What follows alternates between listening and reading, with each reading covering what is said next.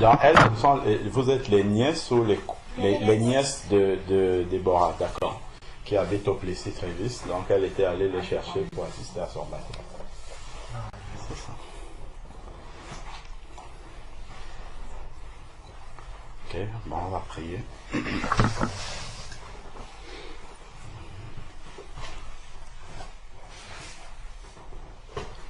Éternel roi de gloire, Dieu vivant, Éternel des armées, Seigneur Dieu, nous sommes encore dans la joie de nous approcher de toi aujourd'hui. Seigneur Dieu, tu nous as encore témoigné ta fidélité en ce que tu nous as donné ta vie, Seigneur Père, encore ce matin. Et nous pouvons nous tenir devant ta sainte présence pour invoquer ton saint nom. Seigneur Dieu, merci pour ta main qui a été avec chacun de nous depuis la nuit, le réveil et jusqu'à cet instant. Tu as gardé plusieurs d'entre nous sur le chemin. Tu as gardé Patricia qui est venue depuis Le Havre. Tu as gardé Déborah qui est venue depuis Lyon. Tu as gardé Jean-Paul et Nadine qui sont venus depuis Beauvais. Père, nous voulons te dire merci pour tout ce que tu as fait, Seigneur Père, en les gardant sur les chemins, Seigneur Dieu Tout-Puissant. Éternel Dieu, nous sommes dans la joie avec les anges, avec les archanges, Seigneur Père éternel, pour cette victoire qui a encore retenti dans la vie de notre sœur Déborah, Seigneur Père éternel. Elle nous a témoigné, Seigneur Dieu, tous les combats par lesquels elle est passée, Seigneur Dieu Tout-Puissant, depuis qu'elle a pris l'engagement de passer dans les eaux du baptême. Seigneur Dieu, entre sa main que tu as épargnée, Seigneur Père, qui devait être hachée, Seigneur Dieu, par le mixeur. Seigneur Dieu Tout-Puissant, son doigt également qui a été épargné, les papiers de son véhicule qui se sont perdus, Père, en tout cela, Seigneur Dieu Tout-Puissant, tu es venu encore manifester ta gloire et surtout tu as permis, Seigneur Dieu Tout-Puissant, à ta servante de garder les yeux fixés sur toi et de ne pas remettre à plus tard son baptême, Seigneur Père éternel. Merci pour tout ce que tu as conduit par ton bras puissant. Seigneur Dieu, tu as encore montré que tu combats pour nous, que tu combats à nos côtés, que tu combats pour les âmes, Seigneur Père éternel, afin qu'elles puissent passer des ténèbres à la lumière. Père, nous voulons te dire merci du plus profond du cœur. Merci parce que tu as disposé le temps, le lieu, Seigneur Père, afin que ce baptême puisse avoir lieu, Seigneur Père éternel. Nous sommes là dans ta présence pour célébrer encore, Seigneur Père éternel, cette victoire qui retentit dans la vie de Déborah et qui est en réalité la victoire de la croix il y a 2000 ans.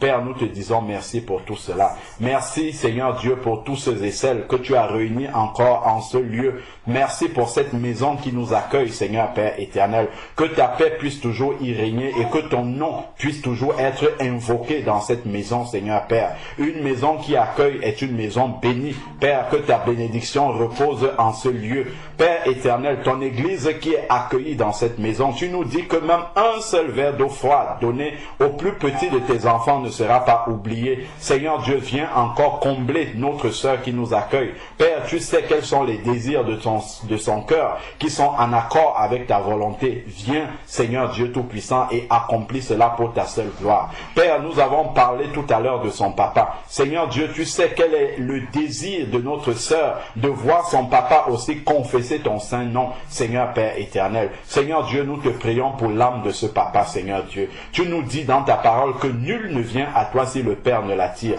Seigneur Dieu, parle dans son cœur. Tu as parlé au travers des circonstances, de la maladie, Seigneur Père éternel. Nous te prions vraiment, Seigneur Dieu, de venir lui tenir un langage qu'il puisse comprendre, Seigneur Père. Qu'il sache qu'en dehors de toi, Seigneur Dieu Tout-Puissant, ce n'est que la ruine, ce n'est que l'esclavage, Seigneur Père éternel. Que la vie n'est qu'en toi, Seigneur Dieu Tout-Puissant. Toi seul est capable de le lui révéler dans son cœur. Père, nous te prions de le visiter en ce moment, Seigneur Père éternel, afin que, Seigneur Dieu, qu'il se souvienne des paroles qui ont été prononcées dans les prières qui ont été élevés devant lui pour son cas, Seigneur Père éternel, et qu'il se souvienne de toi, qu'il se tourne vers toi. Père, nous voici dans ta sainte présence. Nos cœurs, Seigneur Père, sont disposés à écouter ce que tu as à nous dire, à élever vers toi, Seigneur Père, nos actions de grâce, nos reconnaissances, Seigneur Père. Dirige-nous par ton esprit, Seigneur Dieu Tout-Puissant. Que ton nom soit béni au milieu des saints, au nom de Jésus-Christ. Amen. Amen. Alléluia. Merci, Seigneur. J'ai une question. Oui. Est-ce que quand on prie, on est obligé de prier à haute voix? Est-ce que quand on prie, tu as une Bible? Elle est où? Chez moi. Elle est chez toi. Tu es venu prier sans ta Bible. Ta Bible, elle est chez toi. Donc, tu vois, si nous, on commence à te dire n'importe quoi, tu ne pourras pas vérifier. Il faut toujours avoir ta Bible quand tu vas prier, d'accord? Comme ça, quand quelqu'un parle et qu'il dit que c'est dans la Bible, tu vérifies ce qu'il est en train de te dire pour qu'il ne te dise pas n'importe quoi. Tu vois, c'est très très important quand tu vas prier de prendre ta Bible et de lire dedans. Attends, je vais demander à Hélène. Ça, Hélène, tu as une Bible? J'en ai une, oui. Une de plus? Comme ça, pas de plus. Bon, et on va lui donner une Bible. Il faut qu'elle... Tu as posé une très bonne question. Je m'assois. Ouvre un peu ta Bible. Dessus. Donc, on va prendre 1 Corinthiens, chapitre 14, verset 26. Donc, chapitre 26. Voilà, c'est ça. Donc, la petite a demandé, est-ce qu'on est obligé de prier à haute voix? Donc, on va d'abord prendre le contexte dans lequel nous sommes là actuellement. Donc, là où nous sommes ici, c'est une réunion chrétienne, d'accord? C'est une réunion des enfants de Dieu, ok? Donc, et lorsque on se réunit comme des enfants de Dieu, comme chez toi par exemple, il y a maman qui est là, et maman a une autorité, c'est elle qui est le chef de la maison. Pour l'instant, il n'y a pas papa, donc maman est le chef de la maison. C'est elle qui dit, demain matin, Moïse, tu te lèves en premier, tu t'occupes de tes petits frères, tu fais ton lit, ainsi de suite. C'est elle qui donne les règles de la manière dont la maison doit se passer. D'accord? Parce que c'est elle qui est l'autorité de la maison. C'est elle qui est le chef de la maison. Donc, là aussi, ici, là, ça, ce sont des enfants de Dieu. D'accord? Et donc, les enfants de Dieu, ça veut dire qu'ils ont donc un père. Comme, pour l'instant, c'est maman qui est le chef chez vous. Ici aussi, c'est Dieu qui est le chef. D'accord? Et Dieu a écrit ça. Ça, c'est sa parole, c'est la parole de Dieu. Et il a dit comment ses enfants doivent marcher. De la même manière que maman va te dire, demain tu te lèves en premier, tu fais le petit déjeuner, tu donnes le petit déjeuner à tes petits frères, ou bien ainsi de suite, d'accord? De la même manière, Dieu, dans sa parole, il a dit comment est-ce que, lorsque ses enfants comme ça se réunissent, comment ils doivent faire. Donc, nous, on a simplement à aller lire dedans pour savoir ce que nous devons faire. Donc, ici, au verset 26, celui que je montrais, que faire donc, frères, lorsque vous vous assemblez? Donc, quand on est réunis comme ça entre des enfants de Dieu, qu'est-ce qu'on doit faire? Il est dit ici, chacun a-t-il un cantique? Donc, si tu veux chanter, tout à l'heure, tu as entendu comment on chantait lors du baptême de maman. Donc, si quelqu'un a un cantique, si quelqu'un a envie de chanter, il peut chanter. Une instruction, une révélation, une langue, ça, ce sont différentes paroles qui peuvent sortir lorsque les enfants de Dieu sont réunis. Donc, il peut y avoir des prières aussi qui peuvent sortir là-dedans. Donc, une révélation, une langue, une interprétation. Donc, tout ça, je ne vais pas expliquer dans les détails. C'est juste toutes les paroles qui peuvent sortir là pendant que nous sommes réunis. Ces paroles-là entrent dans l'une des cases, l'une des choses qui sont dites ici. D'accord? Et maintenant, il dit tout ce qui va sortir là de nos bouches a un but. Lorsque nous sommes réunis comme ça. Il y a un objectif pour lequel ça sort. Bon, déjà, lorsque ça sort de nos bouches, ce n'est pas nous-mêmes qui disons ça. Tu as vu, quand maman est sortie des eaux du baptême, on a prié pour elle en demandant à Dieu d'envoyer son Saint-Esprit sur elle. D'accord? Son Saint-Esprit, c'est vraiment, comment dire, c'est Dieu qui vient habiter en elle pour lui dire ce qu'elle doit faire comme étant son enfant. Donc toi, tu es l'enfant de maman. Ce qu'elle peut faire, c'est juste te donner des instructions. Par exemple, à l'école, elle n'ira pas avec toi. Elle n'ira pas voir si tu vas faire ce qu'elle t'a demandé de faire ou non. Mais Dieu, lui, ce n'est pas ça. Quand tu deviens son enfant, lui vient habiter avec toi et il part partout où tu vas partir, il va partir avec toi. Pour te rappeler toujours à chaque fois, ah, ici, Molly, tu dois faire ça, là, tu dois faire ça, ça, tu dois faire ça, tu ne dois pas faire ceci. D'accord? Et c'est ça qu'on appelle le Saint-Esprit qui vient habiter en toi. Et maintenant, quand on se réunit comme ça, on va parler, c'est le Saint-Esprit là, justement, Dieu qui habite en nous, qui va dire, dis ça maintenant. L'autre, dis ça maintenant. J'ai fait ça dans ta vie cette semaine, dis ça maintenant, et parce que ça va aider quelqu'un d'autre. D'accord? Donc, ici, il dit toutes les paroles qui vont sortir là, ça doit être fait dans le but de l'édification. C'est-à-dire que édifier, ça veut dire que les autres doivent entendre ça et apprendre quelque chose de ce qu'ils ont entendu. D'accord? Donc tu vois que ça répond déjà maintenant à ta question. Si tu pries dans ton cœur, moi je ne peux pas. Voilà. Tu vois? Donc ça ne va pas m'aider ce que tu as dit dans ton cœur. Tu vois? Donc quand on se réunit comme ça, il faut prier à haute. Ce qui n'empêche pas, hein, tu peux aussi faire des prières dans ton cœur, mais le plus important aussi, c'est que si, imagine un peu que nous sommes assis là, elle prie dans son cœur, lui prie dans son cœur, elle est prie dans son cœur, nous tous, nous prions dans notre cœur. Au final, on va sortir d'ici, on ne saura pas. Imagine même, tout à l'heure peut-être on va prêcher la parole de Dieu, je prêche la parole de Dieu dans mon cœur. Tu vois, à la sortie, on va sortir exactement comme nous sommes venus. Parce que personne n'est dans mon cœur pour savoir ce que moi je pense dans mon cœur, dans ton cœur, et ainsi de suite. Donc on va ressortir tel que nous sommes venus.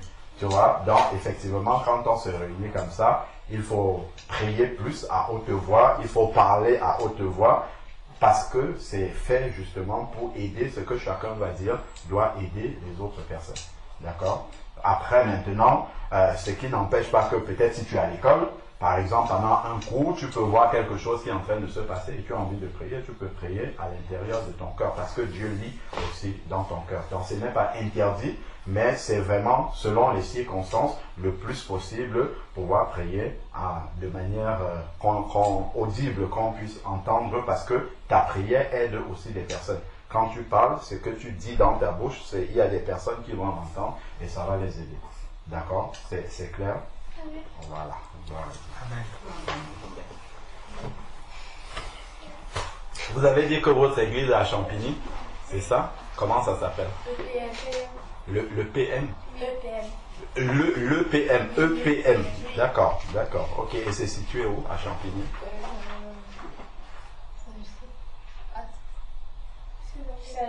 C'est vers le parc, là, le grand Charles de Gaulle, le parc de Charles. Ah oui, d'accord, ok. C'est sur l'avenue Charles de Gaulle, c'est ça? Oui, il faut continuer encore. Voilà, le grand parc du Tremblay qui est derrière.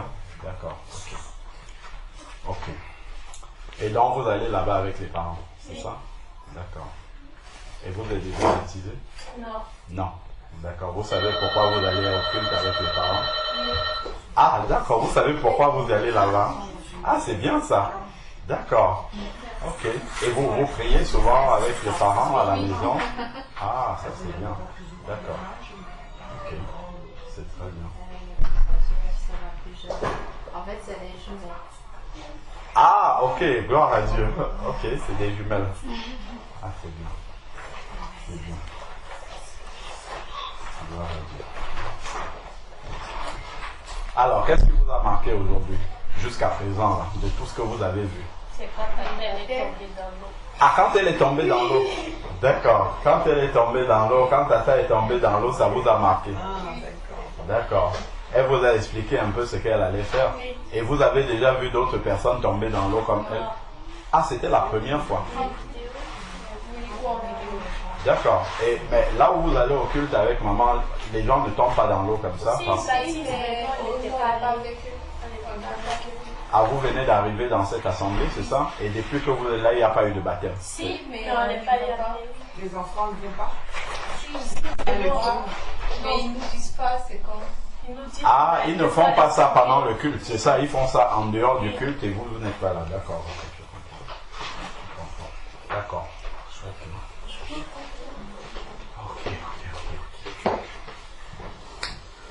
Bon.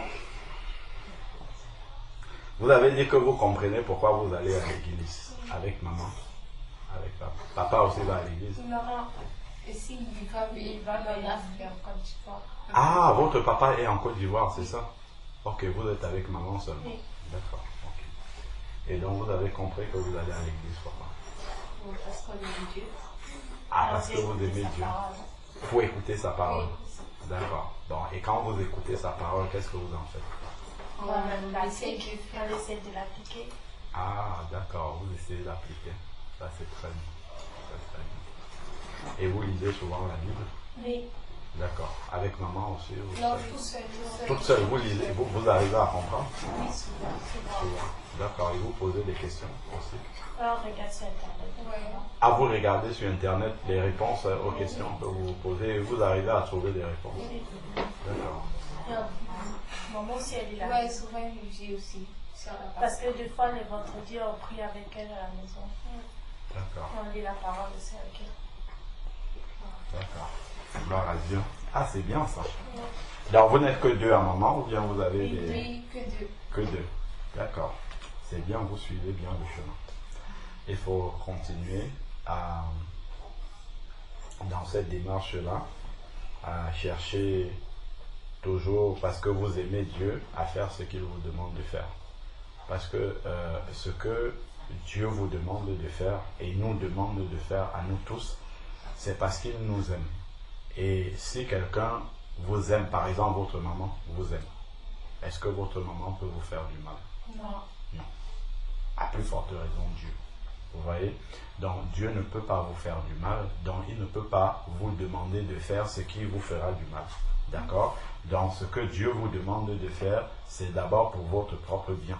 D'accord? Parce qu'en obéissant à Dieu, en fait, il y a des bêtises que des jeunes de votre âge qui ne connaissent pas Dieu font de manière quotidienne, courante comme ça, mais que Dieu vous dira, non, il ne faut pas faire ceci.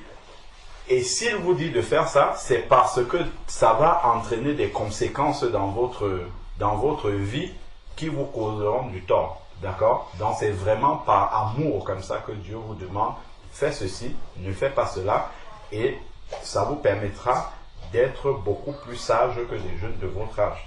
D'éviter de faire des bêtises que les jeunes de votre âge font et qui entraînent des conséquences dans leur vie et des conséquences qui peuvent rester même jusqu'à ce qu'ils deviennent adultes. Il y a des bêtises comme ça qu'on peut faire dans l'enfance, mais les conséquences restent pour toute la vie. Donc tout ce que Dieu demande, vous demande de faire, c'est vraiment dans votre propre intérêt. D'accord? Mais comme à nous tous aussi. C'est vraiment important de le comprendre, ne pas simplement faire comme ça pour faire plaisir à Dieu. C'est très bien de faire plaisir à Dieu, mais de savoir aussi que comme il vous demande de faire ça, c'est vraiment parce que c'est utile, c'est important pour vous. Parce que, par exemple, vous êtes grand maintenant. Si vous avez vu, il y a des plus petits. Si vous voyez un des enfants là, aller là-bas à la cuisine, il y a du feu. Il veut mettre sa main au feu, qu'est-ce que vous allez faire? Encore. Ah non, ne faites pas ça. Pourquoi? Parce que vous êtes plus grand et vous savez qu'est-ce que le feu peut faire. Mais l'enfant ne sait pas. Il vient, il met la main et puis ça le brûle. Ben, c'est la même chose avec Dieu. Dieu, lui, il est au-dessus de nous et il voit les dangers. Parce que nous, on pense souvent faire quelque chose qui est bien. Comme l'enfant, lui, quand il va poser sa main sur le feu, pour le plus petit, il ne sait pas. Lui, il ne pense pas que c'est mal. Hein, parce que s'il sait que c'est mal, il va vous regarder et il ne fera pas. Mais comme il ne sait pas quel est le danger, il va venir, il va faire. Tu vois, c'est la même chose que nous. Souvent, nous, on pense que quelque chose est bien pour nous et que ça ne fera pas de mal. Et puis on va faire. Mais Dieu, lui, il est au-dessus. Et quand il regarde, il dit non, ce que tu vas faire là, ça va te brûler. Ne le fais pas. Donc c'est pour ça que Dieu nous demande de ne pas faire certaines choses et de faire plutôt autre chose qui sera pour notre vie. D'accord? Voilà.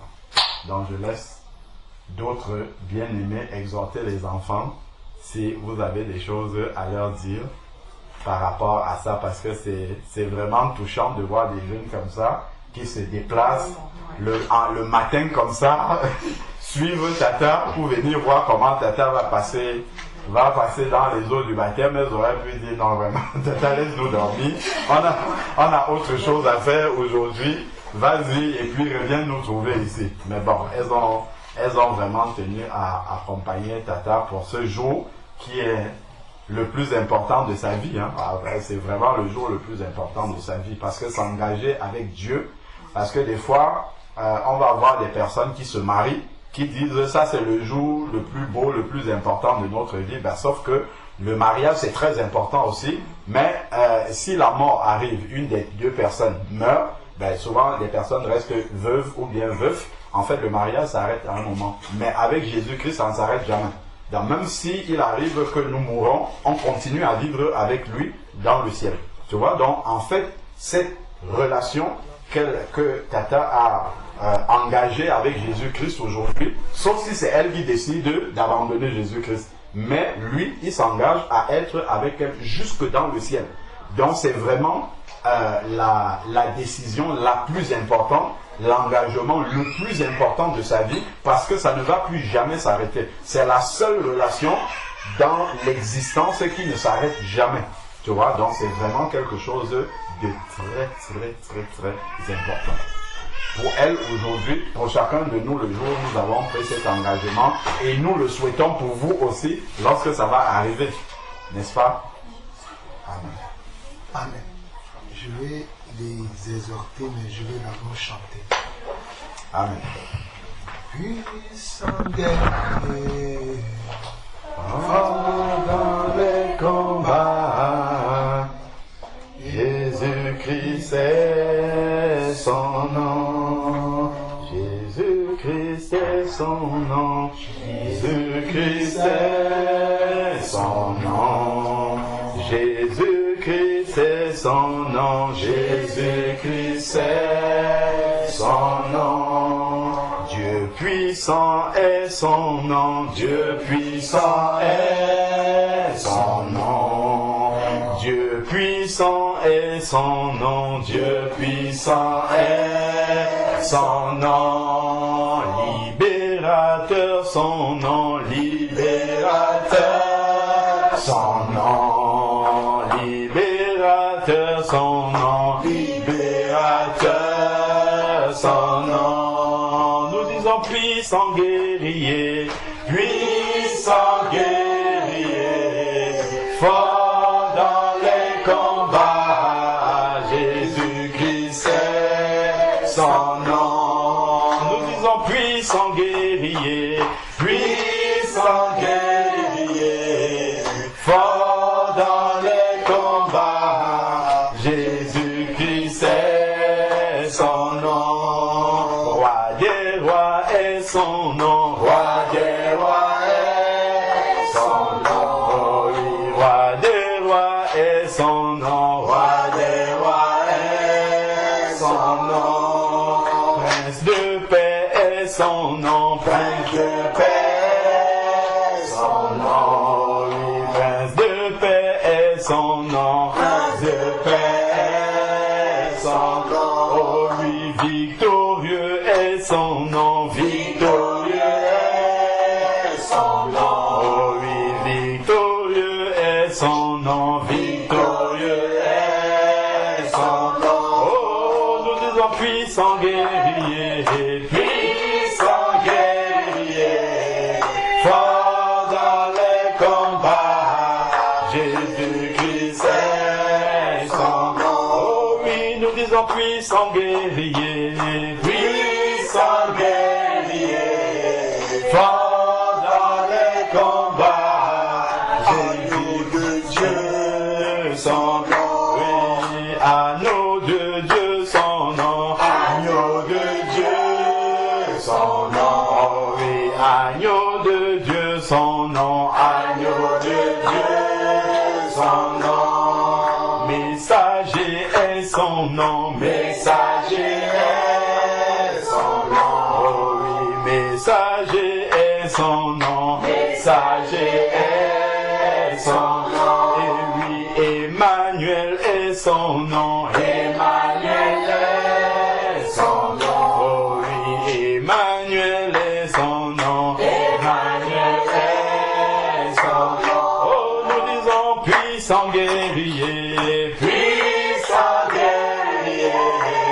fort dans les combats. Jésus-Christ est son nom. Oh oui, nous disons puissant guerrier, puissant guerrier, fort dans les combats. Jésus-Christ est son nom. Oh oui, Yahweh est son nom. Yahweh est son nom. Yahweh est son nom. Yahweh est son nom. Oh oui, Adonai est son nom. Adonai est son nom. Oh oui, Adonai est son nom. Adonai est son nom. Oh oui, El Shaddai est son nom. El Shaddai est son nom. Oh oui, El Shaddai est son nom. El Shaddai est son nom. Oh oui, Elohim est son nom. Elohim est son nom. Elohim est son nom. Elohim est son nom. Oh, nous disons puissant guerrier, puissant guerrier, fort dans les combats. Elohim est son nom. Oh oui, nous disons puissant guerrier, puissant guerrier, fort dans les combats. Elohim est son nom. Alléluia, amen. Alléluia, amen. Alléluia, amen. Amen. Alléluia. Oh, alléluia, amen. Alléluia, amen. Alléluia, amen. Alléluia. Jésus-Christ est Seigneur. Oh, il est Seigneur. Il est Seigneur. Amen. Alléluia. Jésus-Christ est vivant. Oh, il est vivant. Oh, il est vivant. Amen. Alléluia. Jésus-Christ, le Saint des Saints. Oh, oui, le Saint des Saints. Amen. Oh, oui, le Saint des Saints. Amen. Alléluia. Oh, chantons Alléluia. Oh, Alléluia. Oh, Amen. Oh, Alléluia. Amen. Alléluia. Chantons Alléluia. Oh, Alléluia. Oh, Amen. Oh, Alléluia. Amen. Alléluia. La vie est en Jésus. L'espoir en Jésus. La paix en Jésus. Amen. Alléluia. Il est le seul Seigneur. Le seul chemin. Il est la vérité. Amen. Alléluia. Crois en Jésus, mon frère. Crois en Jésus, ma sœur. Car il est puissant. Amen. Alléluia. Oh, chantons Alléluia. Oh, Alléluia. Oh, Amen. Oh, Alléluia. Amen. Alléluia. Chantons Alléluia. Oh, Alléluia. Oh, Amen. Oh, Alléluia. Amen. Alléluia. Jésus est la vie. La vie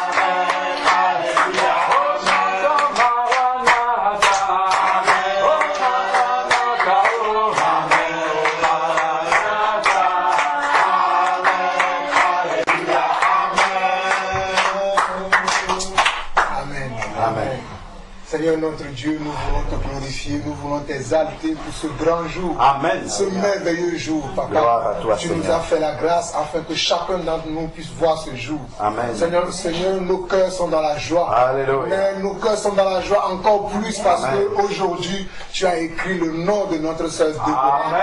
dans le livre de vie. Gloire à toi, Toi Seigneur. seul, tu sais comment Alléluia. cette bataille a été longue, ce Alléluia. combat a été rude. Oui, Seigneur. Mais en toi, nous avons la victoire. Amen, Père, Seigneur. merci pour cette victoire Alléluia. que tu as accordée non seulement à notre sœur, mais à nous tous, Amen. qui Alléluia. sommes ton église, Papa. Amen. Nous te Amen. sommes reconnaissants, Seigneur Dieu, car Alléluia. nous savons que sans toi, cela Alléluia. n'était pas possible, Papa. Amen. Mais c'est avec toi que cela a été possible. Amen. Merci pour nos prières qui ont été exaucées. Amen. Merci pour nos cris qui ont été entendus. Oh, Dieu. Merci, Seigneur Dieu, parce que tu as accompagné notre sœur. Amen. Et qu'aujourd'hui, Seigneur Dieu, ce baptême qu'elle a toujours désiré, tu Alléluia. le lui as accordé aujourd'hui. Amen. Père, que ton nom soit glorifié, Alléluia. que ton nom soit élevé, Alléluia. Papa, que ton nom soit magnifié pour ta grandeur, Seigneur, pour ce Père. que tu fais, Seigneur Oh, Dieu, Alléluia. dans la vie de notre sœur et dans Gloire ton à église, toi, Papa. Seigneur, Qui aurait cru, Seigneur Dieu, Seigneur. qui aurait cru qu'aujourd'hui, Oh. Déborah serait parmi nous et recevoir son baptême. Alléluia. Elle avait décidé, Seigneur Dieu, mais Oh, tu sais Jésus. tous les combats qu'elle a eus, Oh, Jésus. comment elle a perdu même beaucoup de choses. Oui, Mais Seigneur. Seigneur, nous voyons encore par ce qui s'est passé aujourd'hui que ta parole n'est pas un mensonge. Amen. Que ta parole est la vérité, Seigneur Dieu. Alléluia. Que cette parole soit dans la bouche de ma soeur, Amen. qu'elle soit dans son cœur, Papa, Alléluia. qu'elle marche tous les jours sur cette Alléluia, parole, Seigneur. qu'elle marche tous les jours sur cette Alléluia, parole, Seigneur. car c'est ta parole qui est la vérité, Gloire à toi, c'est ta Seigneur. parole qui est une lampe à nos pieds, c'est ta parole qui nous conduit lorsque nous sommes dans les ténèbres, c'est ta parole qui nous aide à combattre contre nos ennemis, c'est ta parole qui nous renferme, Seigneur Dieu, Alléluia. que ma soeur soit inébranlable Amen. dans tous les épreuves, Alléluia. les afflictions qu'elle aura dans la vie, mais qu'elle soit inébranlable, Papa, qu'elle tienne jusqu'au bout, Seigneur Dieu, afin que ce jour, lorsque tu vas revenir, qu'elle soit parmi tes saints, Papa. Alléluia. Père, je prie, Seigneur Dieu, que le jour là où tu vas descendre, Seigneur Dieu, qu'elle réponde présent à ton appel. Et le jour là dans le ciel, lorsque tu vas ouvrir le livre de vie, qu'on retrouve son nom, Papa, qu'on retrouve son nom, Seigneur Dieu. Alléluia. Souviens-toi du nom de ma soeur, Oh, non seulement de son nom, mais de toute sa descendance, au nom de Jésus-Christ. Car toi-même tu as dit selon ta parole, crois et toute ta famille, tu seras sauvé. Oh Papa, sois favorable à la foi de ma soeur, Seigneur Dieu. Voici qu'elle t'a suivi, voici qu'elle a entendu ta parole, et elle a décidé de marcher avec toi. Alléluia. Père, s'il te plaît, honore la foi de ma soeur, honore la foi de ma soeur, honore la foi de ma soeur, en sauvant, Seigneur Dieu, ses enfants, en sauvant même les membres de sa famille. Alléluia. Oh Seigneur, je sais que tes mains ne sont pas trop courtes, car tu peux agir encore aujourd'hui, car toi-même tu as dit que lorsque tu vas partir et que tu seras dans ton trône dans le ciel, tu attireras tous les hommes à toi. Amen. Père, tu as attiré Déborah à toi. Amen. Mais nous t'en supplions pour le reste de sa famille. Oui, Seigneur. Nous t'en supplions pour le reste de sa famille. Nous t'en supplions pour le reste de sa famille. Oui, Seigneur. Oh Seigneur, même le plus dur de sa famille, Amen. celui qui t'a toujours dit, moi je ne crois pas en Dieu. Père, tu peux encore l'appeler à toi aujourd'hui. Amen. Tu peux encore l'appeler à toi aujourd'hui. Alléluia. Si tu as pu appeler Paul à toi, oh Seigneur, je ne vois qui d'autre que tu ne pourras pas appeler. C'est pour cela que Père, je t'en supplie, au nom de Jésus-Christ, va chercher la maman de Déborah, va chercher les frères de Déborah, va chercher les sœurs de Déborah, afin que eux aussi répondent oui à ton appel, Seigneur Dieu. Amen. Seigneur, je ne connais pas ces personnes, mais toi tu les connais mieux que moi. J'intercède maintenant pour eux, car ce que tu désires, ce n'est pas la mort du méchant, mais que le méchant se répand de sa mauvaise voie et qu'il vienne à toi, Père. Père, dans le nom de Jésus, souviens-toi de la maman de Déborah, souviens-toi de la maman de Déborah, souviens-toi des sœurs de Déborah, souviens-toi des frères de Déborah, souviens-toi des enfants qu'elle-même elle a conçus en toi. Père, dans le nom de Jésus, Alléluia. agis, agis, agis, agis, et que toi seul, Merci, tu reçois l'honneur, Alléluia. la gloire, Amen. la puissance, Amen. au siècle des siècles, au nom de Jésus-Christ. Au nom de Jésus. J'ai ainsi prié. Amen. Amen. Amen. Je vais commencer d'abord par toi, sœur Déborah. Toi accordé encore un avantage. On a beaucoup parlé au téléphone. C'est vrai que ces derniers jours, malgré que tu m'envoyais les messages, je ne parlais pas parce que moi je savais que ce que Dieu a décidé va se faire. Je rends grâce à Dieu pour les frères qui t'ont beaucoup encouragé afin que tu prennes la bonne décision et tu as pris la bonne décision. Que le Seigneur lui-même t'encourage, te fortifie, parce que ce n'est pas facile lorsqu'un enfant de Dieu peut marcher avec Dieu, véritablement. L'ennemi cherche par tous les moyens de dissuader cet enfant-là ou bien de intercepter la personne afin que la personne ne puisse pas faire la volonté de Dieu. Mais tu as combattu le bon combat. Mais ce n'est pas fini. Tu es encore dans le combat. Mais j'aimerais juste lire Apocalypse chapitre 12, le verset 11. Et n'oublie jamais ce passage-là. Apocalypse 12, le verset 11. J'aimerais que ce passage soit le témoignage de ta vie. Parce qu'il est écrit dans Apocalypse chapitre 12, le verset 11. Et ce message est un message destiné aux enfants de Dieu. C'est aux enfants de Dieu que le Seigneur a parlé, dont le Seigneur a parlé ici. Mais le Seigneur dit, ils l'ont vaincu à cause du sang de l'agneau. Alléluia. Amen. Parce que notre sang ne peut pas vaincre Satan. Mais le sang de l'agneau, lui, il peut vaincre Satan. Amen. Parce que c'est lui qui a payé le prix. Afin que nous tous qui sommes là aujourd'hui, que nous soyons là. Et beaucoup d'autres personnes que le Seigneur va appeler en aussi grand nombre, comme la parole même le confirme. Donc ce n'est pas nous qui sommes quelque chose, mais c'est le Seigneur qui est quelque chose. C'est le Seigneur qui est la vraie chose. C'est lui que tu dois suivre, car il dit, ils l'ont vaincu à cause du sang de l'agneau. Il y a deux choses avec lesquelles nous allons vaincre Satan. Il faut que nous sachions déjà qu'il a été déjà vaincu. Il n'a plus de pouvoir. La Bible dit que nous, les enfants de Dieu, nous marcherons sur toute la puissance de l'ennemi. Et nous devons le croire, car ce que la Bible dit, c'est ce qui est la vérité. Ce n'est pas ce que nous entendons dans nos traditions, nos familles respectives. Ce n'est pas ça qui est la vérité. La vérité, c'est dans la Bible. Car dans Jean chapitre 17, le verset 17, il dit « Sanctifie-les par ta parole, car ta parole est la vérité. » Je n'ai d'autres paroles à te donner, ma soeur, aujourd'hui, que cette parole-là. N'oublie pas Jean 17, verset 17. « Sanctifie-les par ta parole, car ta parole est la vérité. » Déjà, si tu es sanctifié, parce que tu as accepté cette vérité qui est la parole. C'est ça qui t'a amené ici aujourd'hui. Et la suite de Apocalypse 12, verset 11 dit, « Et à cause de la parole de leur témoignage, et à cause de la parole de leur témoignage, ma soeur, tu as témoigné. Je sais que j'ai parlé avec toi beaucoup au téléphone, tu m'as pratiquement parlé de ta vie, des choses que je ne savais pas, dont tu m'as parlé. Mais aujourd'hui, tu as encore témoigné devant toute l'église.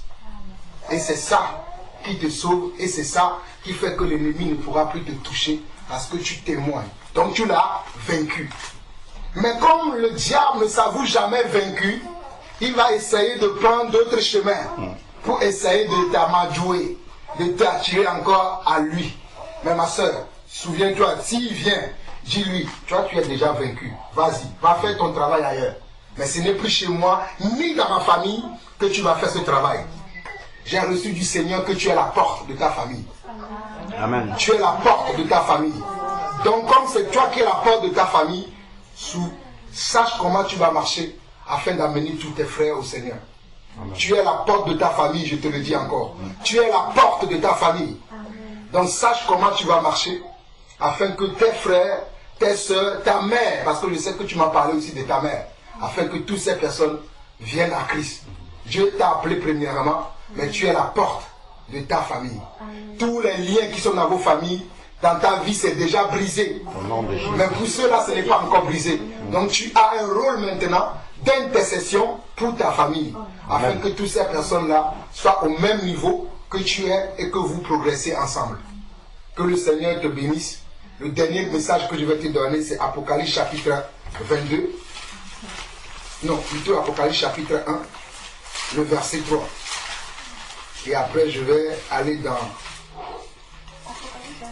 Apocalypse chapitre 1, le verset 3.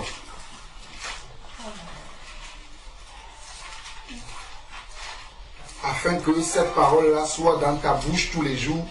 Il est écrit, heureux celui qui lit et ceux qui entendent les paroles de la prophétie et qui gardent les choses qui sont écrites, car le temps est proche. Tu es heureuse, ma soeur Déborah, parce que tu lis toi-même, parce que tu entends les paroles de la prophétie de ces livres, mais tu seras encore beaucoup plus heureuse si tu les gardes dans ton cœur. Les garder veut dire, tu marches avec elles. Parce qu'on peut dire, j'entends, j'écoute. Mais ce qui va prouver que tu entends et que tu écoutes, c'est la manière dont tu gardes la parole et que tu marches dessus. C'est ça qui va prouver aux gens qui sont autour de toi que tu es véritablement un enfant de Dieu. Et que tu as décidé de quitter les camps d'ennemis. Donc veille sur ce que tu viens d'écouter là. Que le Seigneur te bénisse. Amen. Je finis avec les enfants en partageant quelque chose dans Ecclésiaste chapitre 12.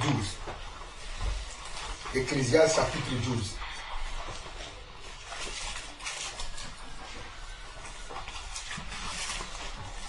Parce que nous avons au milieu de nous aujourd'hui des ados. Ce message est adressé aux ados, mais elle est aussi adressée à nous aussi les adultes, parce que nous sommes encore enfants de Dieu. Nous sommes encore des adolescents pour Dieu. Mais c'est vrai que je veux spécialement m'adresser à vous deux, mais ça peut aussi concerner les adultes. Donc, dans Ecclésiaste chapitre 12, on nous dit, jeune homme, réjouis-toi dans ta jeunesse. Livre ton cœur à la joie pendant les jours de ta jeunesse. Marche dans les voies de ton cœur et selon les regards de tes yeux. Mais sache que pour tout cela, Dieu t'appellera en jugement. Bannis de ton cœur le chagrin et éloigne le mal de ton corps, car la jeunesse et l'aurore sont vanité. Donc on voit par ce passage, le passage de Ecclésiaste chapitre 12, le verset 1 et le verset 2, que lorsqu'on est jeune, lorsqu'on est ado, on aime la vie. Par exemple, aujourd'hui, de nos jours, les ados sont sur Snapchat, Facebook, et que sais-je encore. Ils sont là en train de faire des snaps tout le temps.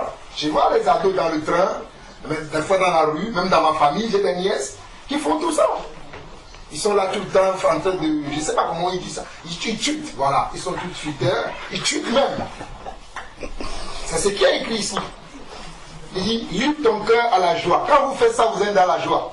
Vous commentez même les photos de vos copines et de vos copains d'école ou je ne sais pas. Et vous êtes dans la joie en faisant ça. C'est ce qui est écrit ici. Quand on dit jeune homme réjouis, tu as dans ta jeunesse, livre ton cœur à la joie pendant les jours de ta jeunesse. Marche dans les voies de ton cœur, c'est ça, le cœur des jeunesses de notre aujourd'hui.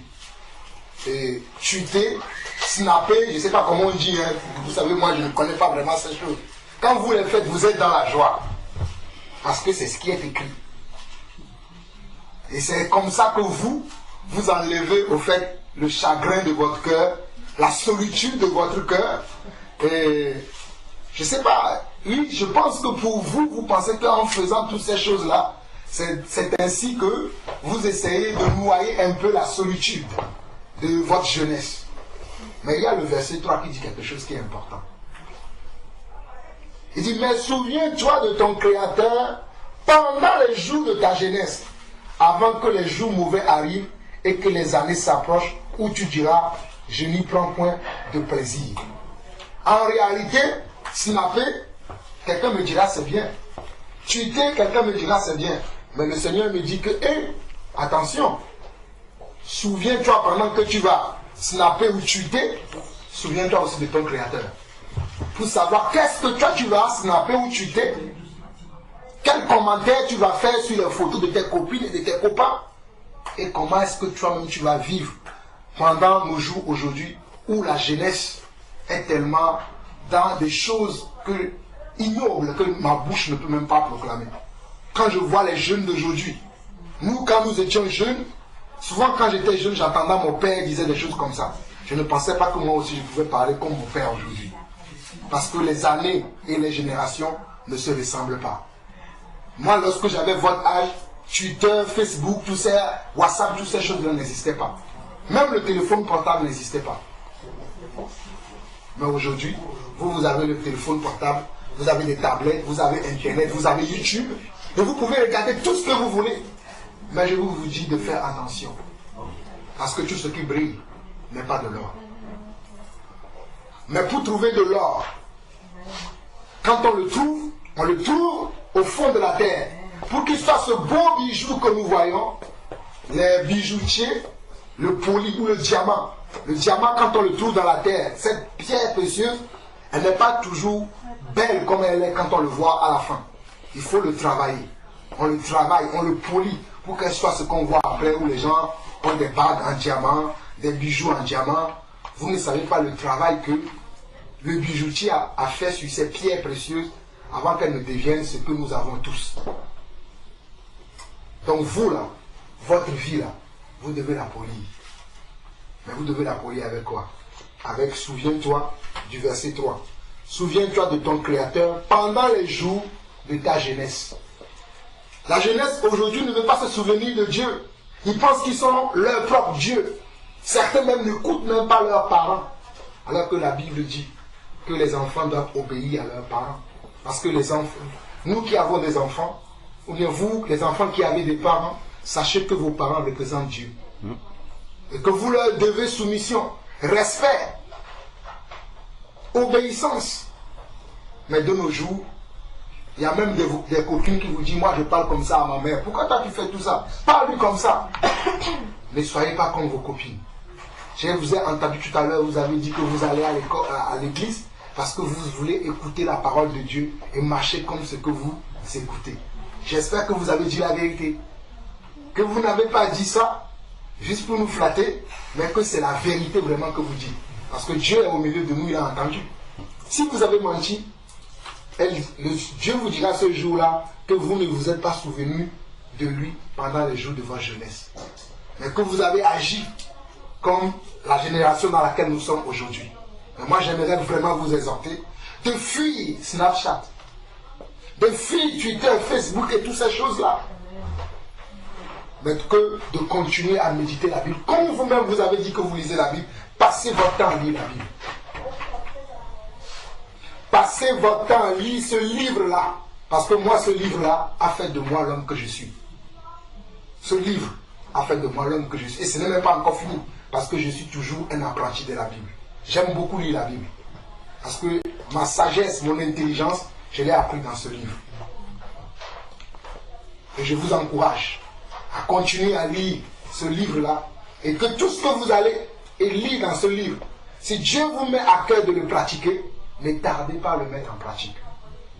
Parce que si vous le pratiquez, même votre génération, les gens qui sont autour de vous, vous serez des modèles pour eux. Vous serez sérieusement des modèles pour eux. Et Dieu a confiance en vous lorsqu'il vous confie sa parole. Parce que Dieu veut travailler avec vous. Dieu veut vous utiliser pour toucher d'autres personnes. Mais ne bloquez pas la main de Dieu. Dieu ne peut pas agir avec vous si vous n'êtes pas d'accord qu'il vous utilise. Dieu n'oblige personne à le suivre.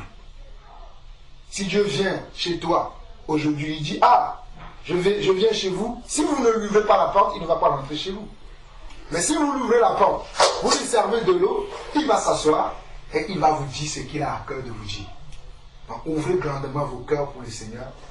Marchez avec lui. Fuyez cette génération.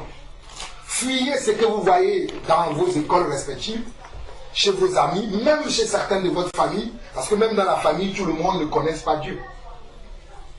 Soyez des enfants différents, des enfants modèles, afin que vos parents puissent dire, ah, voici ce que nous avons pu faire de nos enfants. Ils sont devenus aujourd'hui des femmes. Parce que vous allez devenir très bientôt des femmes. Et la société dans laquelle nous vivons peut mal vous traiter. Mais c'est vous-même qui allez permettre la manière dont la société dans laquelle nous vivons va vous traiter. C'est vous-même qui allez le permettre.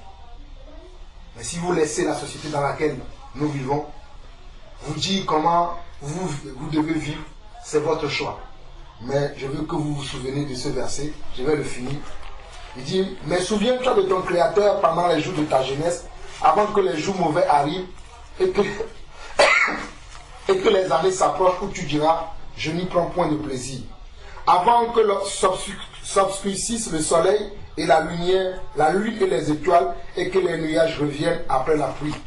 Temps où les gardiens de la maison tremblent, où les hommes forts se coupent, où celles qui moulent s'arrêtent parce qu'elles sont diminuées, où ceux qui regardent par la fenêtre sont obscurcis.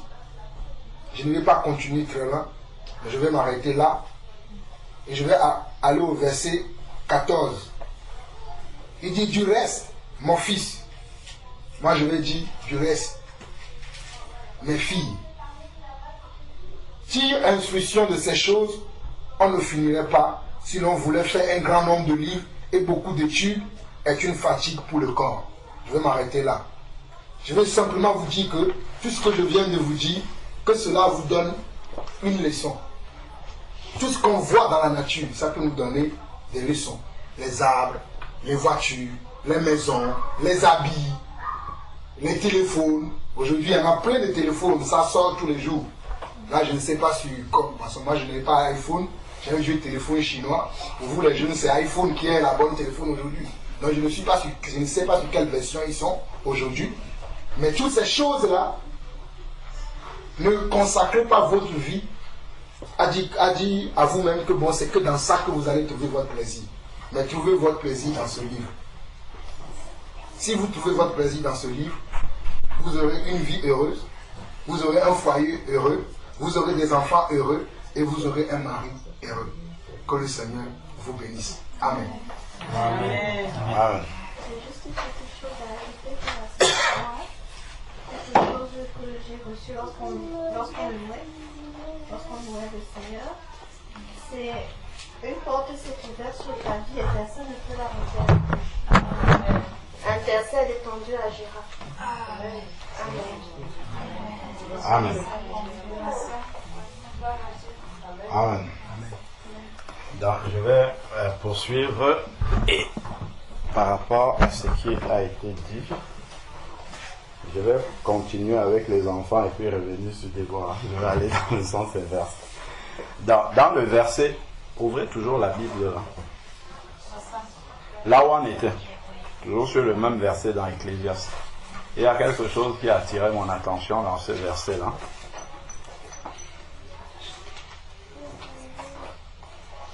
Donc on avait lu 2 versets. Jeune homme, réjouis-toi. Vous le voyez? Il faut lire en même temps que moi. D'accord? Donc c'est écrit, jeune homme, réjouis-toi pendant ton adolescence, que ton cœur te rende heureux pendant les jours de ta jeunesse, marche dans les voies de ton cœur et selon les regards de tes yeux. C'est ce que vous avez là-bas, les regards de tes yeux. Donc ici, en fait, Dieu attire notre attention que ce que nous voyons avec nos yeux, il faut faire très attention à ça. Parce que en regardant avec nos yeux, ça va créer, si nous ne regardons pas ce qui est pur, ce que Dieu nous autorise à voir, ça crée dans notre cœur de la convoitise. Donc on va désirer avoir cela. Donc je vais regarder, elle a une belle robe. Bon, si je dis juste qu'elle est belle et je parle, mais si j'insiste, waouh, cette robe-là, elle est vraiment belle, elle est bien taillée, elle est bien. Directement, ça va créer dans mon cœur la convoitise. Pourquoi moi aussi je n'ai pas une telle robe? Il faudrait aussi que j'ai la même chose. Ah, tel copain, telle copine a telle paire de baskets. Ah, c'est une Nike. Maman, moi aussi je veux la même Nike. Et ainsi de suite. Donc, de convoitise en convoitise. Donc, il pose ici la question de ce que vous voyez. Donc, vous allez peut-être vous asseoir à la maison et regarder les séries télévisées, voir des jeunes filles de votre âge avoir des copains et penser que c'est ça qui est la bonne chose à faire. Attention à ce que les yeux voient. Ce que les yeux doivent voir, c'est ce qu'il vous a dit là. C'est des lits ici là. C'est des lits dans la Bible. Ce que vos yeux doivent. D'ailleurs, je connais une maman qui avait des enfants comme vous et elle nous témoignait une fois que ses enfants ont appris à lire dans la Bible. Ils n'ont jamais lu les livres d'école là. Eux, ils ont appris à lire par la Bible. Et ces enfants-là, ils ont tous réussi. Il y a un médecin, il y a un qui est sorti de l'école de commerce et un autre qui est ingénieur. Les trois, ils ont lu uniquement là. Cette maman-là, c'est une maman qui se débrouille, qui vend au marché. Mais ses enfants ont réussi dans les études. C'est ici qu'ils ont appris à lire. Et ces enfants-là ne se sont jamais détournés de l'Éternel. Donc, il y a vraiment une grande sagesse ici. Donc, il dit de faire attention à ce que vos yeux voient. Donc, il faut faire très, très attention. Si vous regardez la télévision, faites attention à ce que vous regardez à la télévision. Il faut vraiment sélectionner. Si vous avez même un doute sur quelque chose, demandez à maman, maman, est-ce que tu nous autorises à voir cela?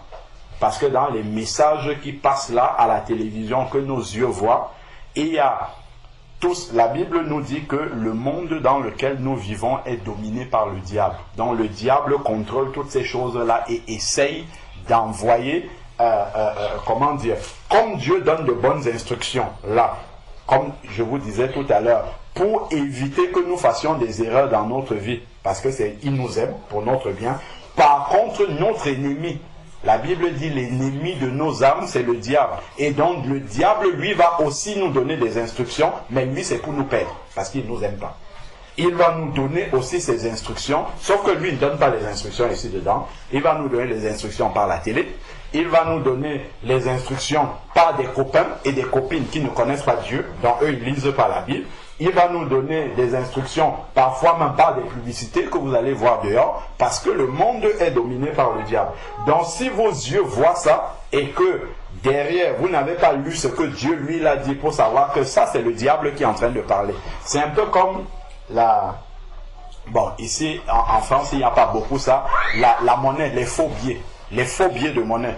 C'est quelqu'un qui voit un billet et qui sait que ça, c'est un faux billet. Comment il le sait? Ce n'est pas parce qu'il connaît toutes les caractéristiques des faux billets, c'est parce qu'il connaît le vrai. Quand il regarde ça, il connaît comment le vrai est, il dit ça c'est un faux. Donc de la même manière, il faut connaître la parole de Dieu pour lorsque tu regardes comme ça, tu dis non, ça c'est le diable qui a écrit ça. Donc quand tu vas voir une publicité, regarde même vous voyez souvent à la télé, juste une publicité, on va vous faire une publicité d'une voiture, on va vous montrer une femme nue. On va vous faire une publicité d'un parfum, on va vous montrer une femme nue. On va vous faire la publicité même d'un fromage, on va vous montrer une femme nue. On va vous faire la publicité de quelque chose qui n'a rien à voir avec la femme ni son vêtement, mais on va toujours présenter ou bien des personnes en train de s'embrasser ou des choses comme ça. Ce n'est pas fait par hasard, hein. Ce n'est pas par hasard. C'est le diable qui est en train de montrer un mode de vie. Et il commence à le montrer dès la jeunesse. Pour que les plus petits grandissent avec ça et pensent que c'est normal que les choses soient comme ça. Et il sait pourquoi il le fait. C'est parce qu'il veut détruire votre jeunesse. C'est parce qu'il veut vous faire avancer. Vous allez voir par exemple une jeune fille qui va avoir des enfants avant de se marier. Ça va être très compliqué à faire. Elle va élever ses enfants tout seul. C'est pas une joie pour une maman d'élever les enfants tout seul. Je crois que pour certains, tu dois voir comment ta maman rame pour pouvoir vous élever toute seule. Comme ça, ce n'est pas facile. Donc le diable, il va faire ça. Donc il va multiplier des problèmes comme ça. Ce que les yeux voient, la convoitise. Après, si maman ne peut pas acheter, une copine va venir dire moi voici comment je fais pour avoir de l'argent, je sais pas où ce sont des hommes qui vont te donner de l'argent, ou tu vas aller dans un magasin pour voler. Ça existe aussi, hein. Si la sœur était là, elle devait témoigner. Elle, dans sa jeunesse, elle a été volée dans les magasins. Aujourd'hui, elle a compris que ce n'est pas, elle aurait pu être arrêtée à son jeune âge. On aurait écrit ça dans le casier judiciaire. Peu importe ce que tu vas faire dans toute ta vie, quand on va te demander le casier judiciaire, quand elle était jeune, elle volait dans les supermarchés et ainsi de suite. Et ça va te suivre toute la vie. Tu vois comment le diable peut te piéger comme ça, juste pour te salir. Parce que lui, il sait que ça va te suivre toute ta vie et ça va te fermer les portes. Et c'est en cela qu'il vous montre qu'il ne vous aime pas du tout, du tout, du tout. Donc il faut connaître le vrai pour que lorsque tu vas regarder à la télé, ça, cancel, ça ce n'est pas bon. Ici, là, non, ça c'est le diable qui parle. Là-bas, même le bus qui est en train de passer avec une grande publicité comme ça, quand tu vois ça, tu dis non, ça là, ça ce n'est pas pour mon bien. Ce n'est vraiment pas pour... Il y a très peu de choses qui sont pour notre bien dans ce monde parce que le monde est dominé par le diable. Et en plus, la jeunesse est vraiment une proie pour le diable parce qu'il sait que s'il prend au niveau de la jeunesse, il va fonder toute une société qui sera complètement à lui, à sa cause. Vous comprenez? Donc, vous êtes une cible privilégiée pour le diable parce qu'il sait que s'il sème en vous comme ça, il va récolter plus tard une société qui lui appartient. C'est pour ça que même dans les programmes scolaires, moi quand je fais des devoirs avec ma fille, même la plus petite, je vois des récitations sur les sorcières, on apprend même comment faire des potions de magie et tout ça. Nous, à notre époque, il n'y avait pas ça. C'était vraiment des choses instructives, des récitations qui avaient un sens, qui apprenaient des leçons de la vie. Mais aujourd'hui, ce n'est plus ça. Donc le diable, il sème tout ce qu'il peut mettre comme semence, il met, sachant qu'au bout, il va recruter, il va récolter une génération rebelle à leurs parents. Quand les parents vont dire « Ah, vous allez dire non, on nous a dit à l'école que c'est comme ça, et en plus si je ne suis pas content, je vais composer tel numéro, et parce que j'ai des droits aussi, les droits que Dieu vous donne, c'est écrit ici. C'est de vous soumettre aux parents. C'est ce qui est écrit. Comme il vous a dit, les parents représentent Dieu pour vous. Donc, c'est écrit, d'ailleurs, on peut le lire. Je vais revenir là, il y a un autre mot qui attire mon attention. Si on lit dans, je crois que c'est Éphésiens chapitre 6. Vous pouvez regarder au début Éphésiens pour voir la page à laquelle c'est Éphésiens chapitre 6. Il y a une instruction spécialement pour vous les enfants par rapport à ça. Donc, vous avez vu ici, comme c'était écrit dans Ecclésiaste, je rappelle, jeune homme, réjouis-toi pendant ton adolescence, que ton cœur te rende heureux pendant les jours de ta jeunesse, marche dans les voies de ton cœur. Voilà comment naturellement vous allez marcher. Ah, j'aime telle chose, donc il faut que je l'aie. J'aime ceci, donc je le fais. Peu importe ce que maman a dit, peu importe ce que papa a dit, je le fais quand même. Parce que dans mon cœur, c'est ce que j'ai envie de faire. Mais Dieu, lui, il montre une démarche qui n'est pas celle-là. Parce que c'est cela, comme il disait tout à l'heure, Snapchat, Instagram et tout le reste là, c'est ça qui vous rend heureux. Mais Dieu, lui, il a une autre manière de vous rendre heureux. Et cette manière que Dieu a de vous rendre heureux ou heureuse, c'est celle qui est bonne pour vous. Parce qu'il vous aime. Souvenez-vous bien de ça. Parce qu'il vous aime. Donc, comme on a dit, regardez Éphésiens chapitre 6. Verset 1. Est-ce que vous pouvez lire? Éphésiens chapitre 6, verset 1. Une de vous, est-ce qu'une de vous peut lire? Verset 1 jusqu'au verset 3. Enfants, obéissez à vos parents selon le Seigneur, car cela est juste. Honore ton père et ta mère, c'est le premier commandement avec une promesse. Verset 3, oui. Afin que tu sois heureux et que tu vives longtemps sur la terre. Amen. Tu as vu comment ce qu'il faut faire pour être heureux selon Dieu? Dans Ecclésiaste, il dit qu'il faut voir les pensées de ton cœur, ce que c'est comme ça que naturellement vous fonctionnez. J'ai envie de faire ça, je fais. J'aime faire ceci, je fais. Mais lui, il dit ici, pour être heureux, selon Dieu, il faut obéir aux parents. D'accord? Donc, pourquoi? Parce que les parents, parce qu'ils vous aiment aussi comme Dieu vous aime. Le parent, il va te donner de bonnes instructions. Surtout si tes parents prient Dieu aussi. D'accord? Donc, pour vraiment être heureux, par exemple, je ne sais pas, vous voulez certainement passer en classe supérieure. Vous voulez certainement, je ne sais pas, que certaines choses avancent dans votre vie. Il faut obéir aux parents. C'est ça la clé que Dieu vous a donnée. Obéir aux parents. Donc, je reviens dans Ecclésiaste. Il y a autre chose, à part les yeux, ce que les yeux voient. Donc, il faut faire très attention. De la même manière, ce que les yeux voient, il y a aussi ce que les oreilles entendent. Si vous êtes constamment avec des camarades qui prononcent des gros mots, des choses comme ça, ça va souiller votre entendement. Vous allez vous habituer à ça et vous-même vous allez commencer à prononcer des choses comme ça. Et ça, ce n'est pas bien devant le Seigneur et ce n'est pas bien pour vous-même également. Donc ensuite ici, selon les regards de tes yeux, mais sache, on a déjà dit, mais sache que pour tout cela, Dieu te fera venir en jugement. Ensuite, maintenant, écarte de ton cœur le tracas et éloigne le mal de ton corps. Vous avez lu ça? Écarte de ton cœur le tracas et éloigne le mal de ton corps. Vous avez compris? Ça, le corps est encore une cible privilégiée du diable. C'est pour ça que Dieu vous donne des instructions dès toute petite de faire attention à votre corps. Parce que le diable veut détruire ce corps-là. Le diable s'oppose à tout ce que Dieu a créé. Dieu, c'est lui qui vous a donné ce corps-là, mais le diable veut souiller ce corps-là. Il ne veut pas que ce corps-là accomplisse ce pourquoi Dieu l'a créé. Donc, il va essayer de pervertir le corps. Il va vous amener à faire de votre corps ce qui ne plaît pas à Dieu. Il va essayer de corriger dans votre corps ce que Dieu a fait, alors que ce que Dieu a fait en vous donnant ce corps-là, lui, il a fait de manière parfaite. Pour lui, c'est bon comme ça. Mais le diable va essayer de vous faire modifier ce que Dieu a créé, afin que ça choque le cœur de Dieu, pour montrer à Dieu que voilà ce que tu as fait, mais ce n'est pas parfait.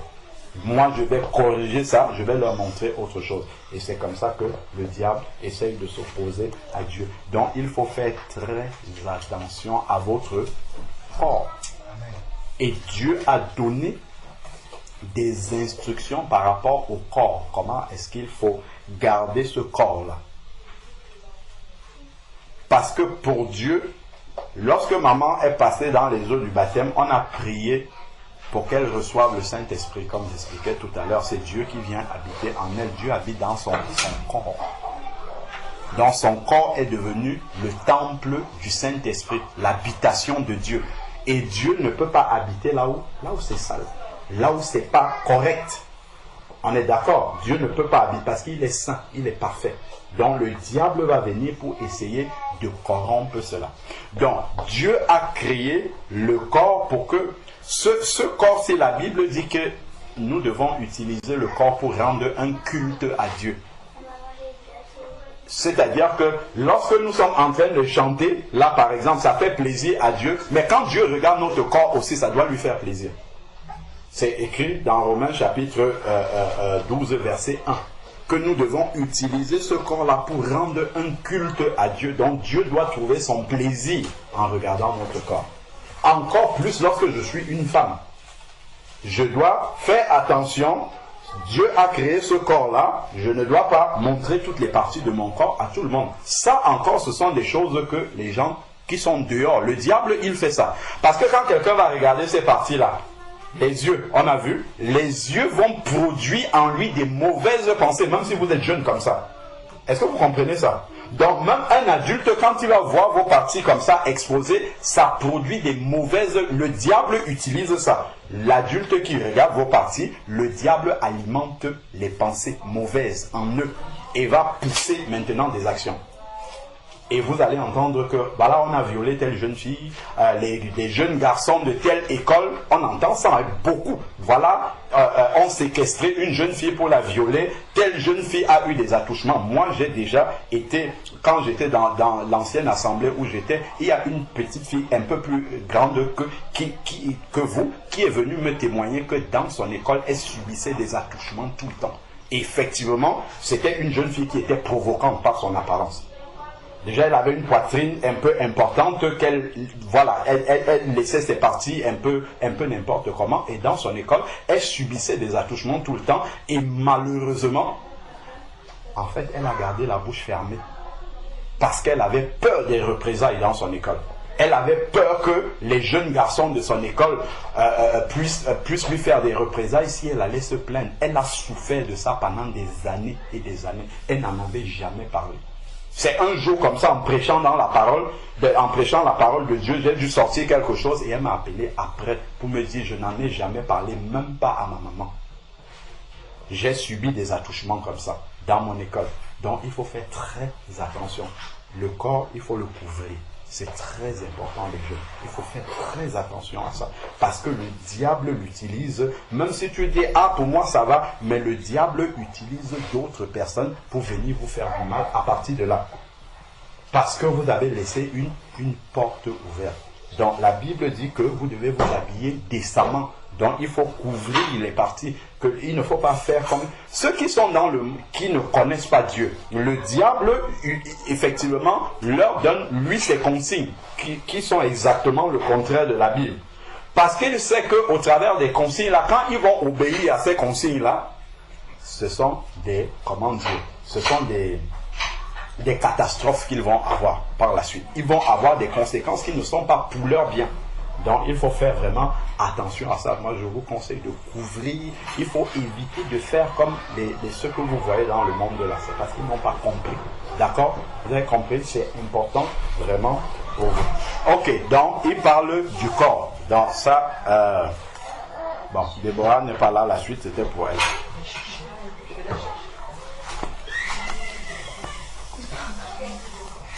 N'hésitez pas, si vous avez des questions, il faut poser des questions. Si vous avez besoin de comprendre un peu plus, et si vous avez des problématiques de jeûne aussi que vous aurez souhaité comprendre, il faut poser des questions. C'est vraiment important. Puisque vous avez dit que vous voulez obéir à Dieu, vous allez à l'église pour obéir à Dieu. C'est important de savoir ce que Dieu veut pour vous.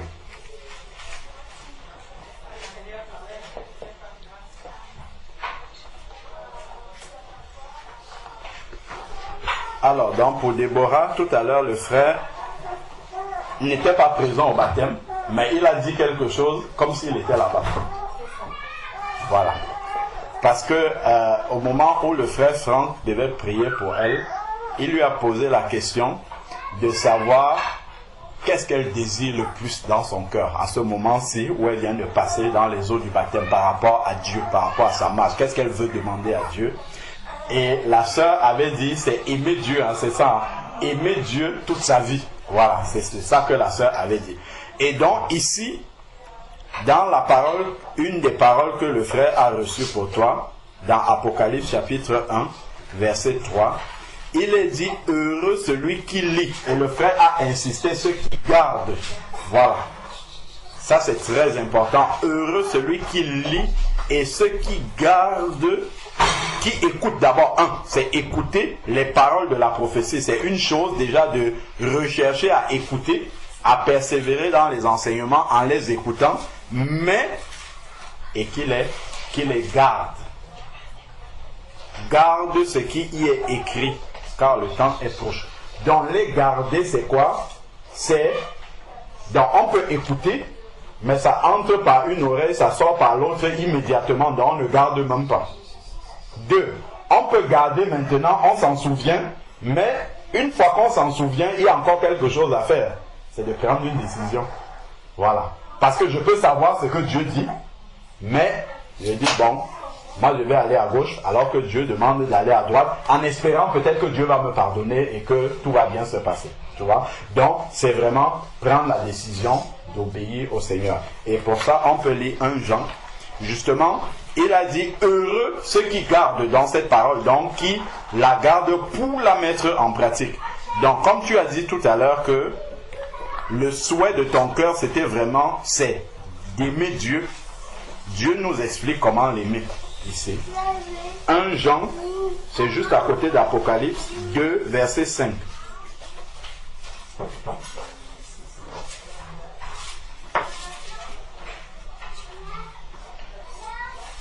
« 1 Jean 2, verset 5, il est écrit, « Mais celui qui garde sa parole, c'est ce qui a été écrit là-bas. L'amour de Dieu est vraiment parfait en lui. » Donc, comme tu disais que tu veux aimer Dieu, l'amour c'est aimer.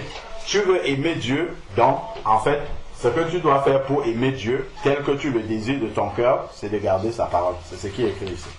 Celui qui garde sa parole, l'amour de Dieu est vraiment parfait en lui.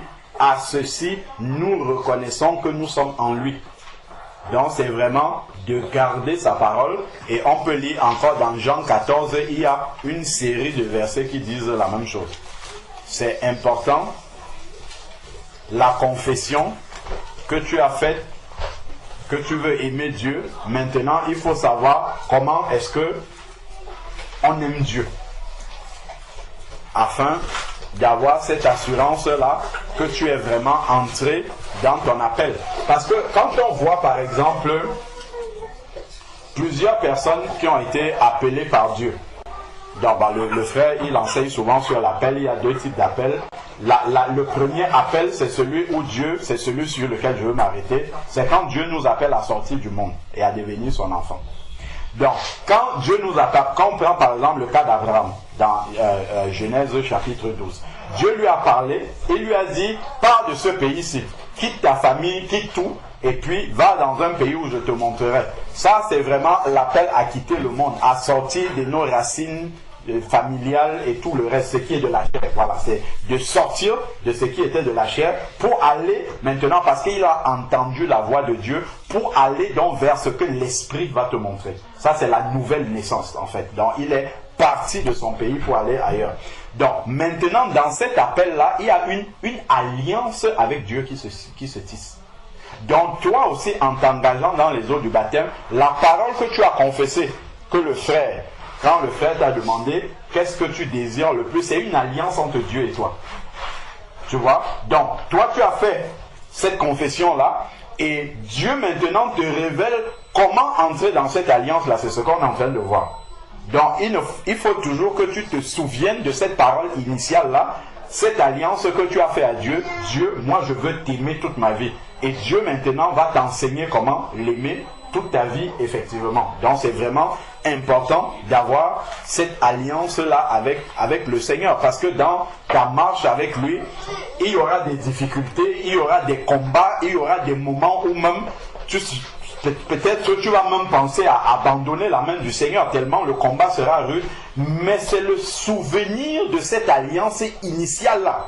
Je ne sais pas, quand on regarde comment les enfants d'Israël ont marché, même quand ils étaient dans le comble du plus grand péché, lorsque les prophètes intercédaient, les prophètes rappelaient toujours à Dieu l'alliance initiale qu'ils ont eue avec les pères, avec Abraham, avec Isaac et avec Jacob. Et c'est par rapport à cette alliance-là que Dieu, quand il se souvenait de ça, il disait, bon, même comme ils ont été rebelles, ma clémence va encore, parce que je me souviens de l'alliance qu'il y avait eue avec les pères. Donc c'est important. La confession que tu as faite, ça va t'aider dans ta marche spirituelle. Seigneur, souviens-toi que j'avais vraiment désiré de marcher et de t'aimer vraiment toute ma marche.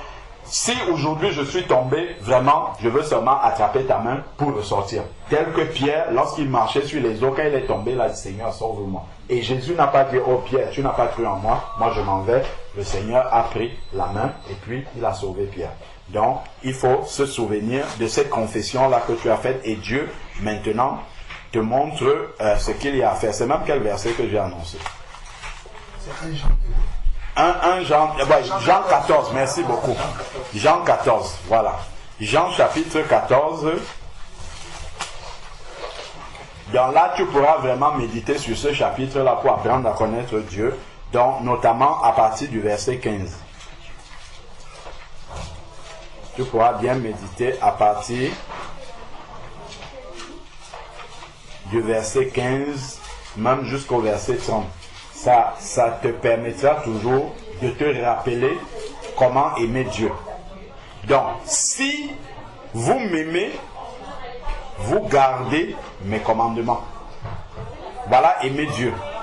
Si vous m'aimez, vous gardez mes commandements. Et moi, je prierai le Père, et il vous donnera un autre consolateur qui soit éternellement avec vous. L'Esprit de vérité que le monde ne peut recevoir parce qu'il ne le voit pas et ne le connaît pas, mais vous le connaissez parce qu'il demeure près de vous et qu'il sera en vous.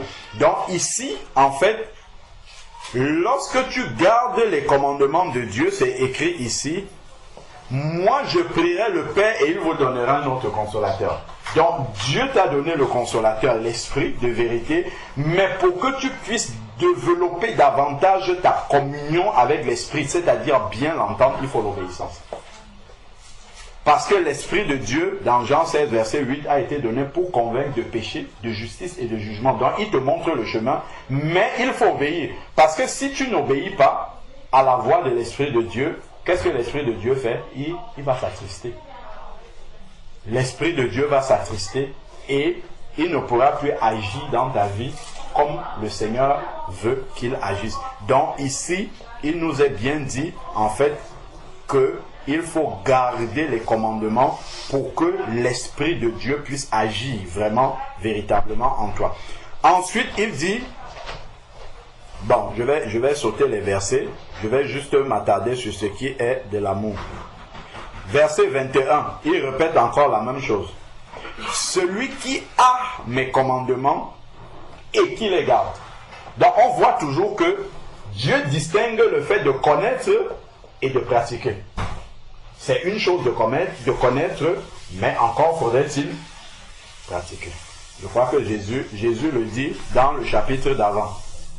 Jean 13, verset 17.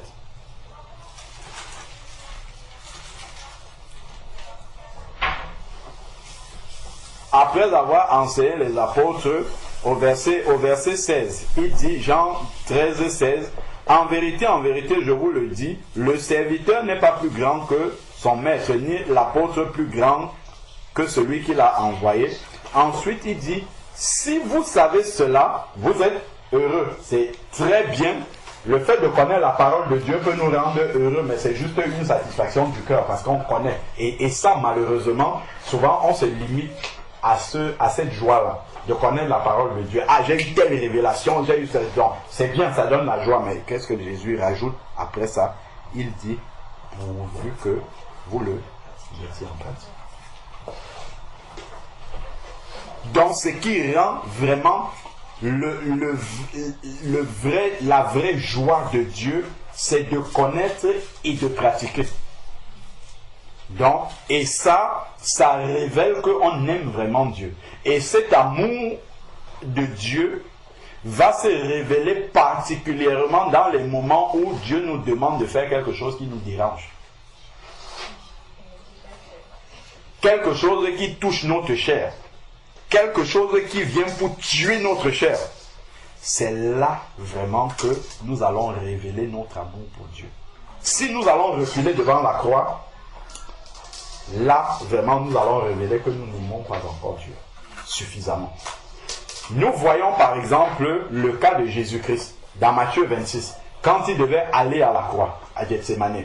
C'est la seule prière que Jésus a répétée 3 fois. Jésus, en général, prie une fois pour quelque chose. Mais c'est la seule fois où Jésus a prié 3 fois. Père, s'il est possible que cette coupe s'éloigne de moi. En fait, c'était la mort de sa chair physique, mais qui spirituellement pour nous représente la mort de notre chair spirituellement. Et on voit que Jésus, c'est Jésus homme. Il a montré vraiment l'humanité en lui. Il a dit, Père, s'il est possible que cette coupe s'éloigne, nous-mêmes c'est la même chose aussi. Quand notre chair doit partir, doit mourir, doit cesser de vivre, on a tendance même à essayer de trouver dans la parole de Dieu un échappatoire pour partir. Donc on va trouver un verset qui va nous aider à reculer devant la croix, à échapper, à passer à côté de la croix. Mais seulement Jésus a dit, toutefois, non pas ma volonté, mais la tienne.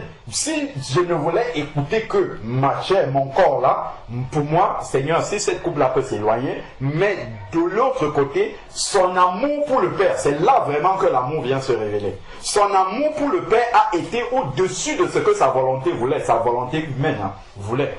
C'est-à-dire que cette coupe là s'éloigne si cela était possible. Mais son amour pour le Père est revenu, même quand il était dans Matthieu chapitre 16, avec Pierre. Quand il dit, je vais aller à Jérusalem, je vais souffrir entre les mains des sacrificateurs et tout. Satan, par la bouche de Pierre, est venu lui offrir une occasion en or de se détourner. Parce que nous, on aurait saisi ça rapidement et partir. Parce que au verset 18 de Matthieu 16, Jésus va dire, qui dites-vous que je suis? Pierre va dire, tu es le Fils du Dieu vivant. Il va dire, ce n'est pas la chair et le sang qui te l'ont révélé, c'est mon Père qui est dans les cieux. Ben, Jésus aurait pu dire, voilà quelqu'un qui est en connexion directe avec mon Père. Donc tout ce qu'il dit, ça vient de mon Père. Quelques versets plus bas maintenant, Jésus dit, je vais aller à Jérusalem pour souffrir entre les mains des sacrificateurs, je serai donné aux mains des païens, tout ça. Pierre dit, qu'à Dieu ne plaise. Il prononce le nom de Dieu. Il dit qu'à Dieu ne plaise, cela ne t'arrivera pas. Et la Bible dit qu'il fit des reproches au Seigneur. Le Seigneur aurait pu, comme notre cher aime bien là, ah, voilà une occasion de ne pas mourir. Voilà une occasion en or. Mais c'est quelqu'un d'inspiré de Dieu qui me dit ça. Il vient de parler de la part de Dieu. Mais le Seigneur se retourne, il dit, arrière de moi, Satan. Donc c'est Satan qui nous donne des échappatoires pour que notre chair ne passe pas à la croix. Et ça révèle que nous n'aimons pas suffisamment Dieu. Et Jésus, lui, l'a montré vraiment comment son amour pour Dieu était parfait. Et il est venu nous montrer l'exemple. C'est vraiment quand il a été confronté, quand on voit à Gethsemane, ou quand il priait comme ça, on dit même les gouttes de sang commençaient à sortir. C'est tellement, comment dire, l'effroi de la croix qui allait arriver était en lui. Quand il prenait les disciples, allons prier, allons prier, allons prier. Et c'est vraiment à Gethsemane là qu'il a révélé au-delà de toute l'obéissance qu'il avait déjà, mais c'était vraiment à ce moment-là, il a révélé, ça nous montre vraiment le dernier carré, si on peut dire, où se situe, où se révèle notre amour pour Dieu, véritablement. C'est quand Dieu nous dit, ne va pas dans telle direction. Et que c'est exactement ce que nous on croyait faire. C'est exactement ce qui réjouissait notre cher. Dieu dit non, ce n'est pas ça que je veux pour toi. Laisse ça. Quand ça commence à trancher, ça commence à faire mal dans le cœur. Si on décide malgré tout d'obéir à Dieu, ça montre comment l'amour véritable de Dieu est en train de grandir. Donc, dans Jean 16 là, on était au verset 21, il dit celui qui a mes commandements et qui les garde, c'est ce qu'on expliquait, c'est celui qui, même, tu vois, donc celui qui pratique la parole prouve par la pratique de la parole qu'il aime Dieu. Donc, et ensuite ici, et le Père donne une promesse maintenant pour celui qui l'aime et qui garde les commandements, parce que ce n'est pas sans récompense. Il dit ici, celui qui même sera aimé de mon Père, moi aussi je l'aimerai et je me manifesterai à lui. Donc, plus tu vas manifester ton amour pour le Seigneur par ton obéissance, plus il va se révéler à toi dans les détails. Parce que le Seigneur aime se révéler à celui qui va obéir. Parce que s'il te dit plein de choses et que tu n'obéis pas, en fait, ça va enfler ton esprit. Enfin, pas ton esprit. Ça va enfler ta connaissance, mais en réalité, ça ne produit pas la vie. Parce que le Seigneur, ce qu'il veut, c'est que ça produise la vie. Il dit, mes paroles sont esprit et vie. Donc, elles doivent être vécues. Elles doivent être pratiquées. Elles doivent être manifestées. C'est pour ça que Jésus est venu sur la terre. Il est venu pour montrer la vie. Montrer comment cette parole-là peut être appliquée. Comment on peut voir quelqu'un qui marche vraiment selon la parole de Dieu. Donc c'est vraiment en cela que se situe l'amour de Dieu. Verset 23, c'est encore la même chose qui revient. Si quelqu'un même, il gardera ma parole et mon Père l'aimera et nous viendrons. Il donne encore une autre promesse. Et nous viendrons chez lui et nous ferons notre demeure chez lui. Donc il parle ici de la venue du Saint-Esprit dans cette personne-là. Donc on comprend que c'est d'abord une question d'obéissance. Quand le Seigneur voit un cœur, quand tu te repens par exemple, quand tu te repens de tes péchés et tu décides de ne plus marcher dans ces péchés-là, qu'est-ce que le Seigneur voit? Il voit un cœur qui est désireux de lui obéir, mais tu n'as pas la capacité de tenir aux promesses que tu viens de prendre devant Dieu. Seigneur, je me repens de tel péché et je n'aimerais plus le faire. Parce que Proverbe 28, verset 13 nous dit que celui qui cache ses transgressions ne prospère pas, mais celui qui les confesse et qui les délaisse obtient miséricorde. C'est ça la définition de la repentance. Donc c'est confesser et délaisser.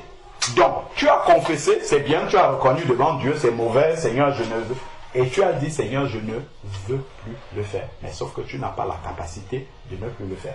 Donc quand le Seigneur voit ta volonté dans le tréfonds de ton cœur, que tu ne veux vraiment plus faire ça, il envoie le Saint-Esprit qui te donne la capacité maintenant de ne plus le faire. Voilà pourquoi il dit ici, si quelqu'un m'aime, il gardera mes commandements. Donc, il a entendu la parole de Dieu, il a reconnu sa culpabilité et il est décidé à changer. Il est décidé à marcher selon la volonté de Dieu qu'il a entendue maintenant. Dieu vient donc faire sa demeure en lui par le Saint-Esprit pour l'aider à obéir. On peut garder le doigt là, prenons Acte 5, 32. Là, c'est dit de manière littérale. Acte chapitre 5. Acte chapitre 5, verset 32. Il est dit ici, Acte 5, verset 32, nous sommes témoins de ces choses, de même que le Saint-Esprit de Dieu est donné à qui? Le Saint-Esprit est donné à ceux qui lui obéissent. Ou si tu veux, le Saint-Esprit est donné à ceux qui sont décidés à obéir. Parce que quand tu décides d'obéir, c'est une chose de décider, maintenant il te faut la capacité. Et le Saint-Esprit vient te donner cette capacité-là de pouvoir obéir. Donc voilà un peu par rapport à l'amour de Dieu, comme tu as confessé que tu veux aimer Dieu, vraiment, voilà comment aimer Dieu. Donc garde vraiment cela, c'est un rappel pour nous aussi, hein. Nous tous, ce n'est pas que nous ne voulons pas aimer Dieu, nous voulons aussi aimer. De toute manière, on n'a même pas le choix, c'est obligé. Donc voilà, c'est la confession. Nous tous, même si on n'a pas confessé ça au moment où on se convertissait, on a quand même pris cet engagement. Parce que quand tu acceptes Jésus comme ton Seigneur, c'est le même engagement que tu prends. Parce que accepter Jésus comme son Seigneur, ça veut dire de faire ce qu'il va te montrer. Ça veut dire lui obéir. C'est pour ça que le Seigneur disait dans Luc chapitre 6 verset 46, pourquoi m'appelez-vous Seigneur, Seigneur, et ne faites-vous pas ce que je vous dis? Parce que si tu reconnais Jésus comme ton Seigneur, tu dois faire ce qu'il te dit, même si ça te dérange. Quand tu t'engages là dans les eaux du baptême, le baptême est un engagement de bonne conscience. C'est écrit dans 1 Pierre 3.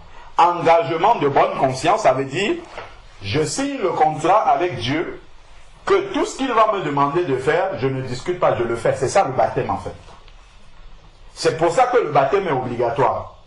Parce que même si tu confesses tes péchés, tu dis, ok Seigneur, je me confesse, je me répands, je ne veux plus le faire, et puis tu continues à marcher, tu n'as pas pris d'engagement, tu n'as rien signé. Mais le baptême, c'est la signature, engagement de bonne conscience. Je m'engage vraiment, ce qui est sorti de ma bouche là, je signe ici, voilà, je m'engage, c'est bon. Comme ton employeur, même si il y a moins 50 degrés dehors, même si il y a 90 degrés, si tu dois aller travailler, tu dois aller travailler. Parce que tu as fait quoi? Tu as signé un contrat avec ton employeur, je vais venir travailler. Si tu ne viens pas, il faut que tu lui expliques pourquoi tu n'es pas venu, sinon il te renvoie. Avec Dieu, ton baptême aussi, tu as signé, tu as dit. C'est pour ça qu'on repose les questions, même si on le sait déjà. On sait déjà la réponse. Est-ce que tu acceptes Jésus-Christ comme ton Seigneur? Évidemment que si tu n'acceptais pas Jésus-Christ, tu ne serais pas quitté de Lyon pour venir jusqu'ici. Mais on va encore te demander ça une dernière fois pour que toi-même tu dises encore devant les témoins, je l'accepte, et ça t'engage. En fait, c'est une signature. Hein. Il y a vraiment des témoins. C'est pour ça que parfois le baptême, c'est bien qu'il y ait des témoins physiques pour que ça te rappelle, parce que c'est sûr qu'il y a des témoins spirituels. Ça, c'est sûr et certain. Comme par exemple l'eunuque éthiopien et Philippe, ils étaient que deux, mais les témoins spirituels sont là. Il y a des versets qui le disent. Donc il y a des témoins, comme la signature du contrat. Donc là tu as signé, tu t'es engagé. Maintenant, non, je me suis engagé vraiment à ce que Jésus soit vraiment mon Seigneur, c'est-à-dire à lui obéir. Et en réalité derrière, ça veut dire à l'aimer. C'est ce que ça veut dire. Donc vraiment, que Dieu soit loué. Amen. Amen. Tu as des questions par rapport à ça? Un témoignage. Gloire à